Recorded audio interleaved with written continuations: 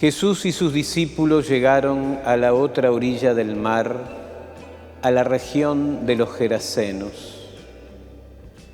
Apenas Jesús desembarcó, le salió al encuentro desde el cementerio un hombre poseído por un espíritu impuro. Él habitaba en los sepulcros y nadie podía sujetarlo, ni siquiera con cadenas. Muchas veces lo habían atado con grillos y cadenas, pero él había roto las cadenas y destrozado los grillos, y nadie podía dominarlo. Día y noche vagaba entre los sepulcros y por la montaña, dando alaridos e hiriéndose con piedras. Al ver de lejos a Jesús, vino corriendo a postrarse ante él, gritando con fuerza: ¿Qué quieres de mí, Jesús, Hijo de Dios, el Altísimo? Te conjuro por Dios, no me atormentes. Porque Jesús le había dicho: sal de este hombre, espíritu impuro. Después le preguntó: ¿cuál es tu nombre? Él respondió: mi nombre es Legión, porque somos muchos. Y le rogaba con insistencia que no lo expulsara de aquella región. Había allí una gran piara de cerdos que estaba paciendo en la montaña. Los espíritus impuros suplicaron a Jesús: envíanos a los cerdos para que entremos en ellos. Él se lo prometió, se lo permitió. Entonces los espíritus impuros salieron de aquel hombre, entraron en los cerdos y desde lo alto del acantilado, toda la piara, unos 2000 animales, se precipitó al mar y se ahogó. Los cuidadores huyeron y difundieron la noticia en la ciudad y en los poblados. La gente fue a ver qué había sucedido. Cuando llegaron a donde estaba Jesús, vieron sentado, vestido y en su sano juicio, al que había estado poseído por aquella legión, y se llenaron de temor. Los testigos del hecho les contaron lo que había sucedido con el endemoniado y con los cerdos. Entonces empezaron a pedir a Jesús que se alejara de su territorio. En el momento de embarcarse, el hombre que había estado endemoniado le pidió que lo dejara quedarse con él. Jesús no se lo permitió, sino que le dijo: vete a tu casa con tu familia y anúnciales todo lo que el Señor hizo contigo al compadecerse de ti. El hombre se fue y comenzó a proclamar por la región de la Decápolis lo que Jesús había hecho por él, y todos quedaban admirados. Palabra del Señor. Gloria a ti, Señor Jesús. Queridos hermanos en nuestro Señor Jesucristo, este relato que terminamos de escuchar del Evangelio según San Marcos en su capítulo 5, es una de las narraciones que mejor nos muestra el poder de Cristo, por un lado, pero también nos muestra lo extraño, lo oscuro, lo tenebroso del poder del mal, de ese espíritu impuro del que habla el Evangelio. Esto es un síntoma muy preciso de lo que vivía ese llamado el endemoniado. Fíjense, vivía entre tumbas y se hería a sí mismo. Es la imagen de lo que hace el pecado, cualquier pecado. Por ejemplo, el pecado del odio en el corazón humano. Antes que convertirse en daño para la persona que es odiada, es un daño, es una autoherida es una autodestrucción que sucede en la persona que tiene ese odio, ese deseo de muerte. Por eso caminaba entre las tumbas, por eso se hería a sí mismo. También hay una enseñanza, una cosa que le escuchaba una vez a un predicador, en el hecho ese fantástico del suicidio de la piara, esa de los cerdos, eran 2000 cerdos. Fíjense que estamos en una región que no pertenece propiamente a Israel, sino que es lo que se llamaba la Decápolis, una región más bien pagana.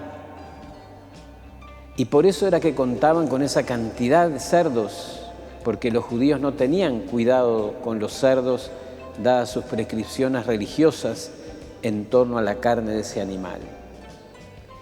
Esa gran piara, dice el Evangelio, que va acantilado abajo y se suicida.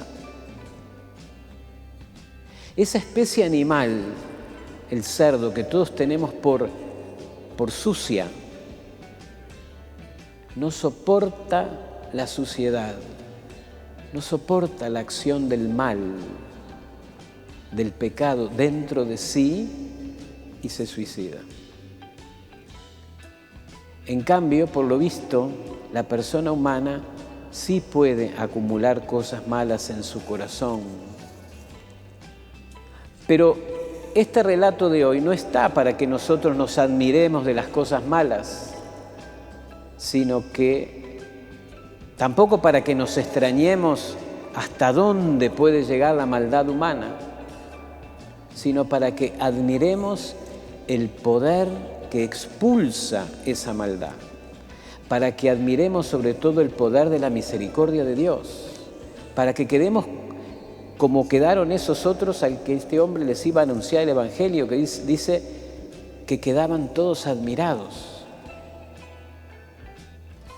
Mientras que el mal hace ruido y grita, Jesús en voz baja susurra: sal de ese hombre. Y ese susurro de Cristo es más poderoso que ese grito del pecado. Así también sigue sucediendo en nuestro mundo.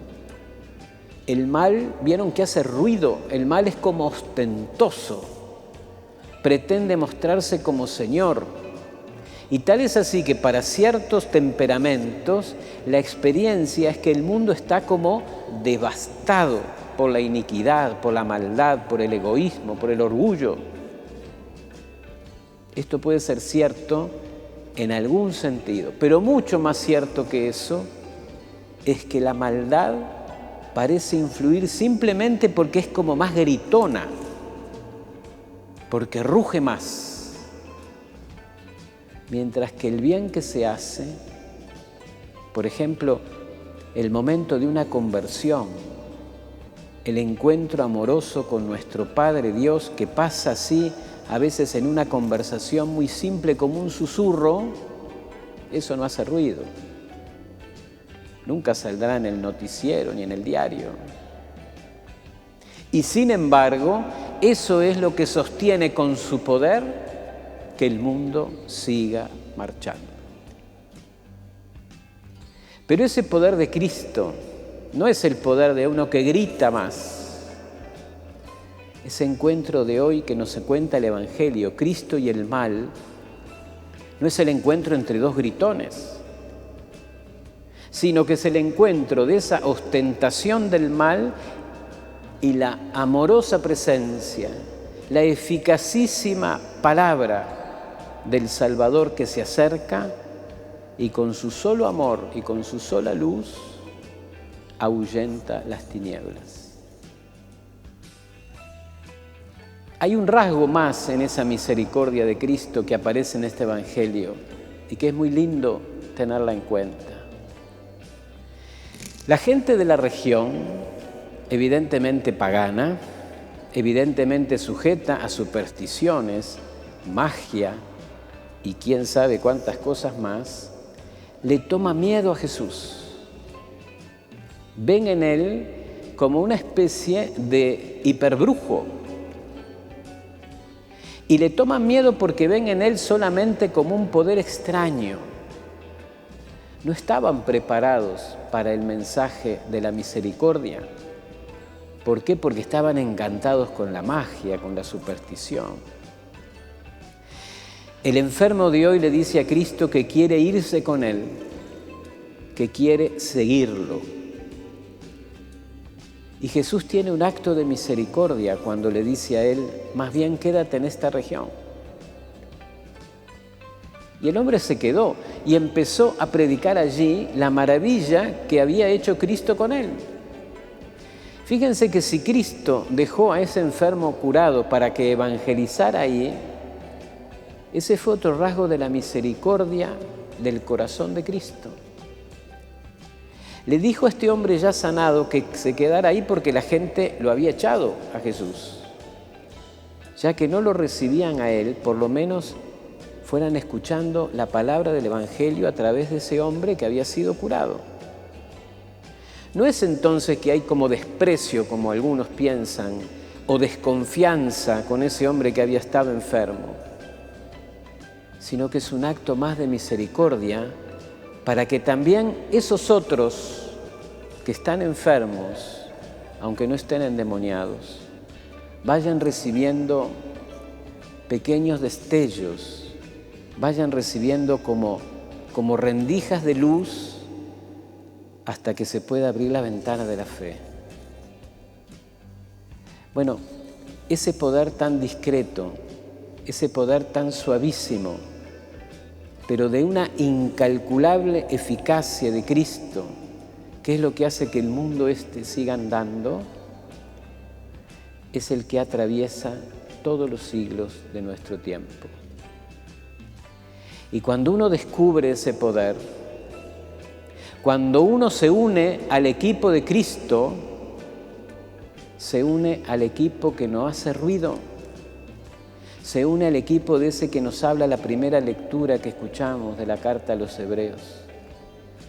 Se une a ese equipo que camina en medio de la penumbra, a ese equipo que no puede gloriarse de sí mismo, que no tiene ese falso derecho de despreciar a los demás. Es el equipo de los salvados, de los perdonados, de los redimidos, de los sanados, de que habla la carta a los Hebreos. Gente que tiene fe, quizás se podría decir el mayor privilegio, pero también yo creo que podemos decir la mayor responsabilidad de todos. Nosotros que vamos peregrinando en esta tierra, que hemos experimentado y seguimos experimentando la misericordia de Dios, nosotros nos unimos a ese grupo. También nosotros queremos con nuestra fe llevar esas rendijas de luz a otros. Con nuestra responsabilidad también nosotros, hasta que vuelva el Señor, fíjense qué responsabilidad, somos el anuncio de su misericordia. ¿Por qué? Porque Él ha tenido gran misericordia y gran piedad con cada uno de nosotros. Bueno, pidámosle a María entonces, a la Virgen, a la Madre de Dios y a su esposo San José, recibir hoy nuevamente el alimento de nuestra fe en esta Eucaristía, preparándonos para dar ese mismo alimento y para dar de esa misma luz a todos nuestros hermanos. Que así sea.